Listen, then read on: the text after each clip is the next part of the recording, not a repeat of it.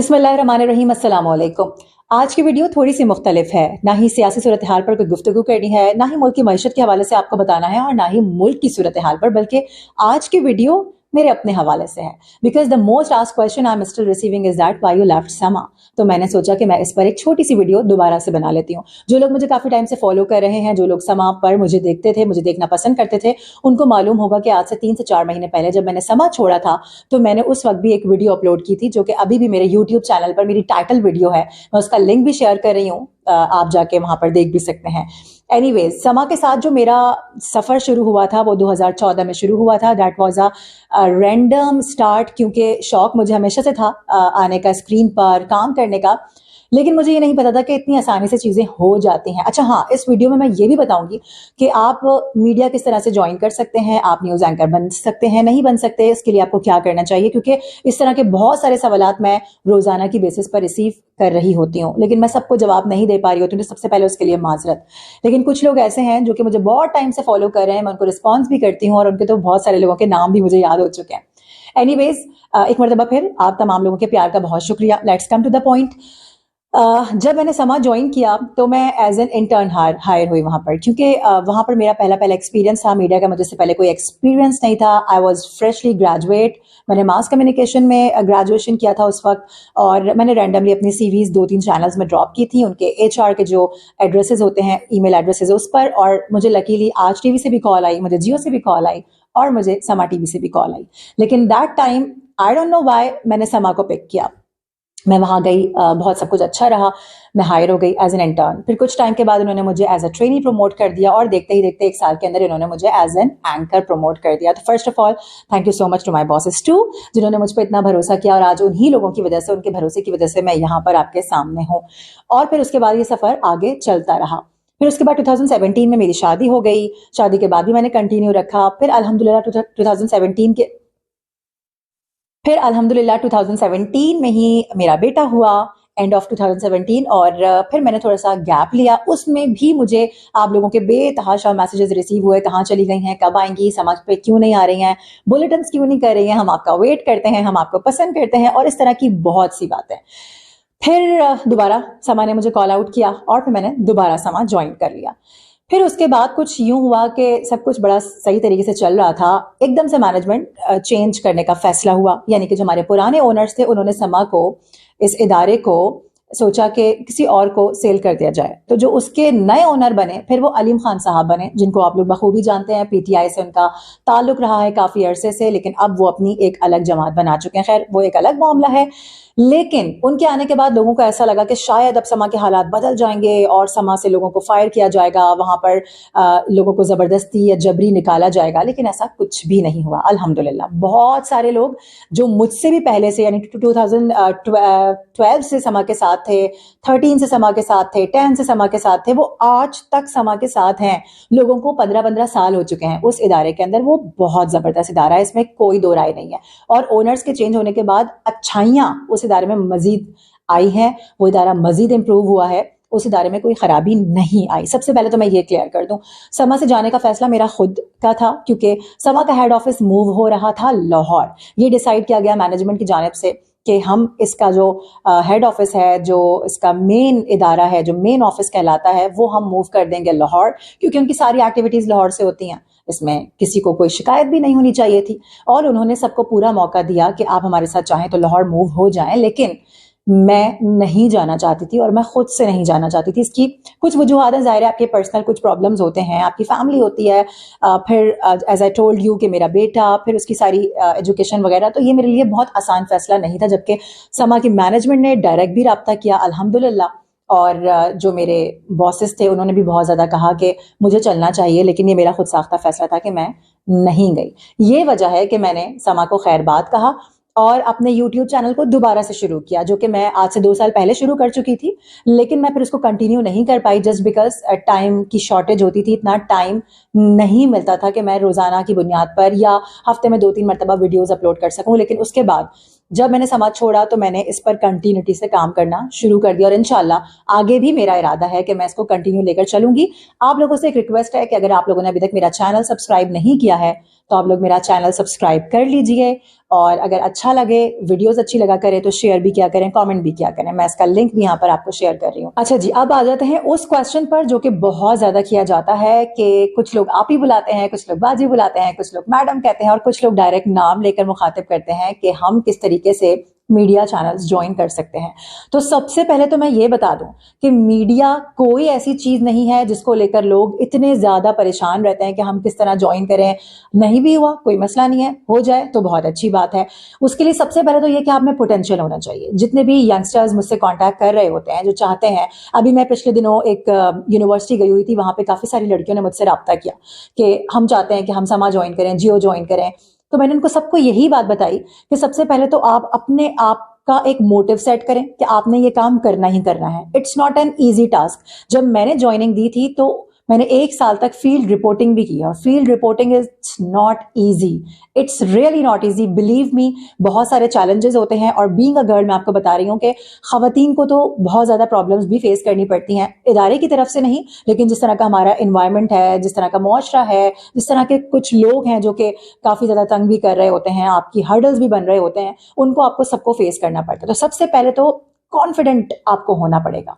Confidence आपके अंदर होगा, आप हर चीज बआसानी कर सकते हैं। सेकंड थिंग ये, थोड़ा सा आपको बोलना अच्छा आना चाहिए कॉन्फिडेंस के साथ, और आपकी उर्दू बहुत अच्छी होनी चाहिए, साफ होनी चाहिए, आपके अल्फाज साफ और निखरे निखरे होने चाहिए। उर्दू लुगत का मुताला आप लोग करें, उससे बहुत ज्यादा फायदा होता है। इसके साथ साथ न्यूज पेपर पढ़ना, ये अपनी आदत बना लें।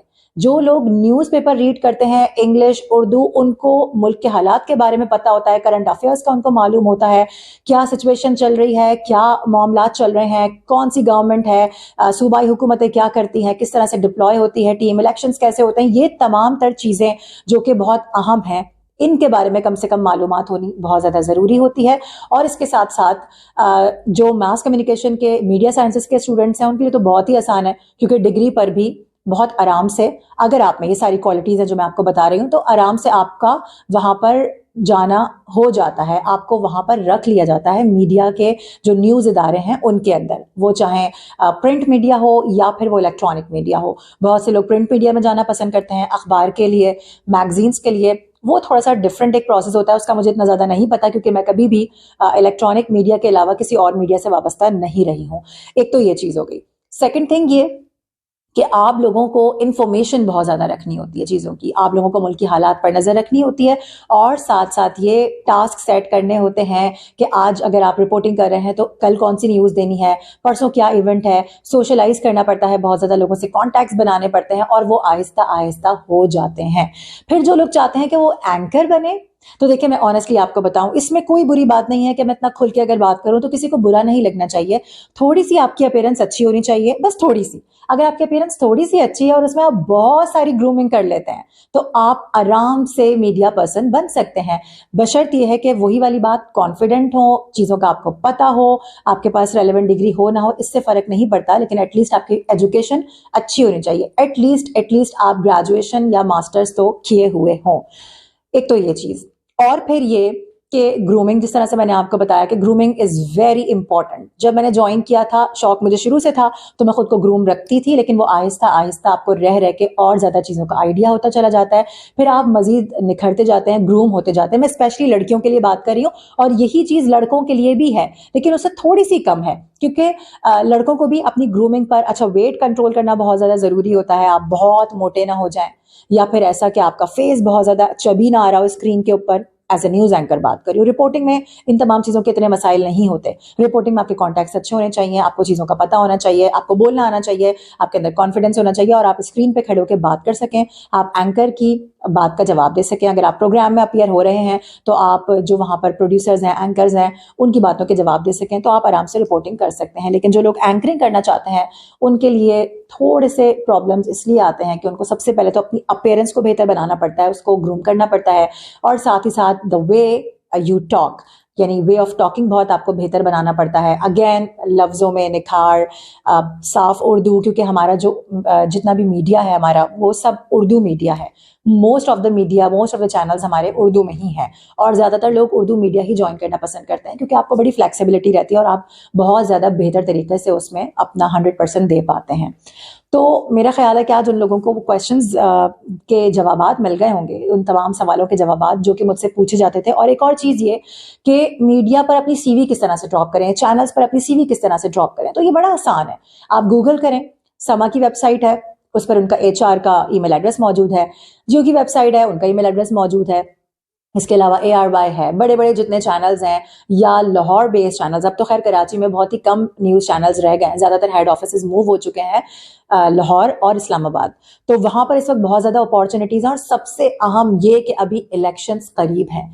इलेक्शंस जब करीब होते हैं तो बहुत ज़्यादा हायरिंग्स होती हैं, क्योंकि जो फ्रेशली ग्रेजुएट स्टूडेंट्स होते हैं उनको पूरा मौका दिया जाता है कि वो इलेक्शन सेल का हिस्सा बने, वहाँ पर वो खबरें गैदर करें, उनको प्रॉपर सिखाया जाता है, उनकी ट्रेनिंग होती है। हमारे बहुत बड़े बड़े नाम जो इस वक्त जियो पर, समा पर, ARY पर बैठे हुए हैं, जिनसे आप लोग बखूबी वाकिफ हैं, उनमें से बहुत सारे लोग इलेक्शन सेल से ही पिक हुए हैं। मैं एंकर्स की बात कर रही हूँ, रिपोर्टर्स की बात कर रही हूँ। जब देखते हैं कि आप में टैलेंट है, आप में स्पार्क है, आप कुछ कर सकते हैं और आप अपना 100% और बेस्ट देते हैं इलेक्शन सेल के अंदर, तो वो फिर जाहिर है आप क्लिक करते हैं, आपकी चीजें लोगों को पसंद आती हैं, आपका लिखना, आपका बोलना, आपका तरीका बताने का, किसी चीज को एक्सप्लेन करने का, कोई न्यूज गैदर करने का, कोई न्यूज बताने का, समझाने का, तो फिर आपको आगे लेकर आते हैं। ऐसा हमेशा मैंने देखा है। ऐसा नहीं होता कि कोई अगर बहुत टैलेंटेड बंदा है तो वो मीडिया में पीछे रह जाए, नहीं, जो टैलेंट है वो जरूर सामने आता है।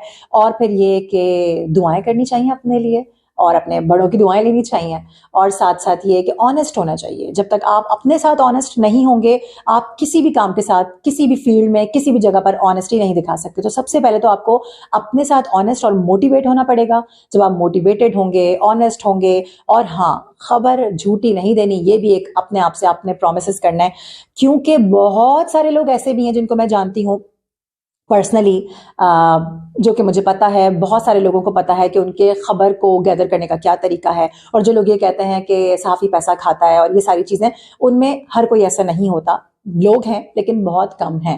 ये जो सहाफ़ी बरादरी है, जो जर्नलिस्ट्स हैं, ये जो एंकर्स हैं, उनको लिफाफा, लिफाफी और इस तरह की बातें कह के फजूल में बदनाम किया जाता है।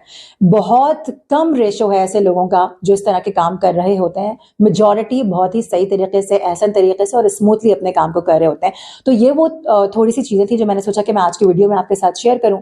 उम्मीद है कि आप लोगों को आज की वीडियो पसंद भी आई होगी और साथ ही साथ आप लोगों के लिए कुछ ना कुछ फायदेमंद भी रहेगी, स्पेशली जो यंगस्टर्स हैं उनके लिए। तो जो लोग मेरी वीडियो देख रहे हैं और वो किसी ऐसे शख्स को जानते हैं, किसी ऐसी लड़की को, किसी ऐसे लड़के को, किसी भी ऐसे बंदे को जो कि मीडिया ज्वाइन करना चाहता है, या वो चाहता है कि वो इस फील्ड में किस तरह से आगे बढ़ सकता है, एंकर बन सकता है, रिपोर्टर बन सकता है, या डेस्क पे काम करके खबरें बना सकता है, हेडलाइंस बना सकता है, बुलेटिन्स तैयार कर सकता है, और भी बहुत सारी चीज़ें होती हैं हमारी फील्ड में जो कि की जा सकती हैं। एडिटिंग बहुत ज़बरदस्त, आजकल जो एडिटर्स हैं उनका स्कोप बहुत ज़्यादा है। अगर आपको एडिटिंग आती है तो भी आप मीडिया ज्वाइन कर सकते हैं। तो उन लोगों के साथ मेरी वीडियो लाजमी शेयर कीजिएगा। और जिन लोगों ने अभी तक चैनल सब्सक्राइब नहीं किया है, एक मरतबा फिर से उन लोगों से रिक्वेस्ट है, गुजारिश है कि मेरे चैनल को सब्सक्राइब करें, लाइक करें, शेयर करें एंड फॉलो करें। Thank you so much.